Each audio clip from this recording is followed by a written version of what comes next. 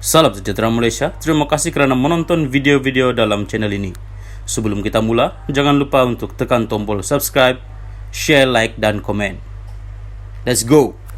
Salam sejahtera dan selamat tengah hari kepada semua pendengar. Berita panas dipetik dari syahbudin.com.net bertajuk Mood Rakyat Memihak kepada Anwar. Berita penuh. Berdasarkan lawatan dan tinjauan saya ke beberapa negeri, bersembang di warung kopi serta restoran di kampung dan bersantai di kafe di pekan dan bandar, rata-rata sentimen rakyat sedang memihak kepada PH untuk diberikan kemenangan pada PRU15 ini. Sebab paling nyata kenapa PH menjadi pilihan ialah disebabkan ketokohan yang dimiliki oleh Anwar Ibrahim.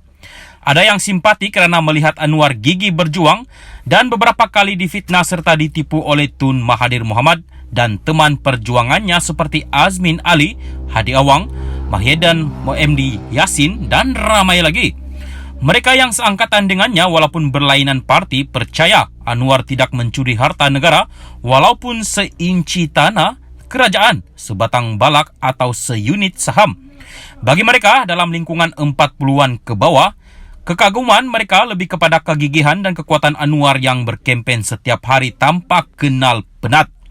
Kegigihan Anwar yang lama berjuang bermula sebagai pemimpin pelajar, pemimpin ABIM, Pertubuhan Belia Islam Sedunia sehinggalah menjadi Menteri Kewangan dan Timbalan Perdana Menteri meyakinkan mereka yang berfikir bahawa Anwar adalah calon terbaik untuk memimpin negara ini. Sementara mereka yang menentangnya menggunakan fitnah lama, Anwar berkawan dengan DAP yang dianggap komunis, LGBT dan liwat semata-mata kerana tidak mampu menyanggah dasar dan gagasan untuk rakyat Malaysia yang mahu diperjuangkan Anwar.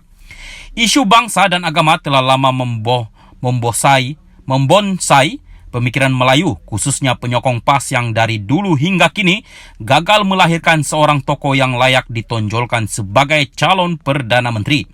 Menariknya, ramai veteran UMNO setuju dengan pandangan Tun Musa Hitam bahawa Anwar paling layak jadi Perdana Menteri.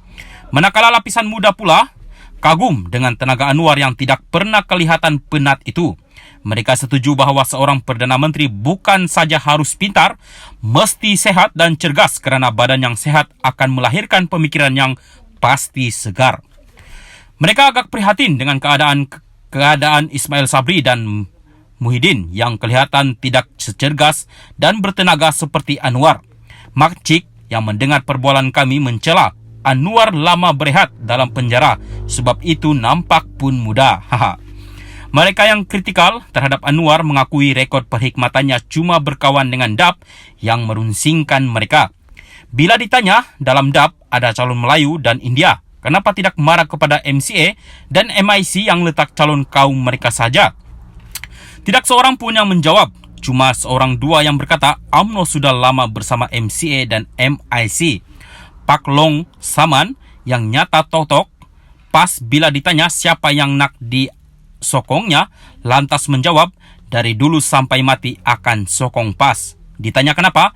Jawabnya, ambo tokse masuk neraka we. Hahaha. Salam sejahtera dan selamat tengah hari kepada semua pendengar. Berita panas dipetik dari syahbudin.com.net bertajuk Mood Rakyat Memihak kepada Anwar. Berita penuh. Berdasarkan lawatan dan tinjauan saya ke beberapa negeri, bersembang di warung kopi serta restoran di kampung dan bersantai di kafe di pekan dan bandar, rata-rata sentimen rakyat sedang memihak kepada PH untuk diberikan kemenangan pada PRU15 ini. Sebab paling nyata kenapa PH menjadi pilihan ialah disebabkan ketokohan yang dimiliki oleh Anwar Ibrahim. Ada yang simpati kerana melihat Anwar gigih berjuang dan beberapa kali difitnah serta ditipu oleh Tun Mahathir Mohamad dan teman perjuangannya seperti Azmin Ali, Hadi Awang, Mahyedan MD Yassin dan ramai lagi. Mereka yang seangkatan dengannya walaupun berlainan parti percaya Anwar tidak mencuri harta negara walaupun seinci tanah kerajaan, sebatang balak atau seunit saham. Bagi mereka dalam lingkungan 40-an ke bawah, kekaguman mereka lebih kepada kegigihan dan kekuatan Anwar yang berkempen setiap hari tanpa kenal penat. Kegigihan Anwar yang lama berjuang bermula sebagai pemimpin pelajar, Pemimpin ABIM, Pertubuhan Belia Islam Sedunia sehinggalah menjadi Menteri Kewangan dan Timbalan Perdana Menteri meyakinkan mereka yang berfikir bahawa Anwar adalah calon terbaik untuk memimpin negara ini. Sementara mereka yang menentangnya menggunakan fitnah lama Anwar berkawan dengan DAP yang dianggap komunis, LGBT dan liwat semata-mata kerana tidak mampu menyanggah dasar dan gagasan untuk rakyat Malaysia yang mahu diperjuangkan Anwar. Isu bangsa dan agama telah lama membonsai pemikiran Melayu, khususnya penyokong PAS yang dari dulu hingga kini gagal melahirkan seorang tokoh yang layak ditonjolkan sebagai calon Perdana Menteri. Menariknya, ramai veteran UMNO setuju dengan pandangan Tun Musa Hitam bahawa Anwar paling layak jadi Perdana Menteri. Manakala lapisan muda pula kagum dengan tenaga Anwar yang tidak pernah kelihatan penat itu.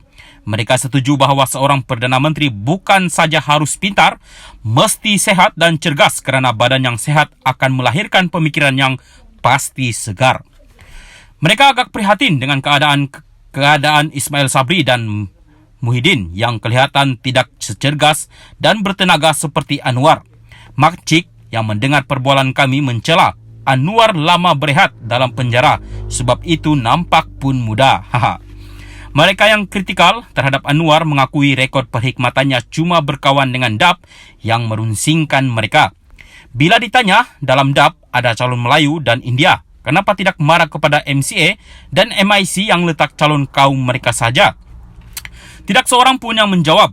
Cuma seorang dua yang berkata UMNO sudah lama bersama MCA dan MIC.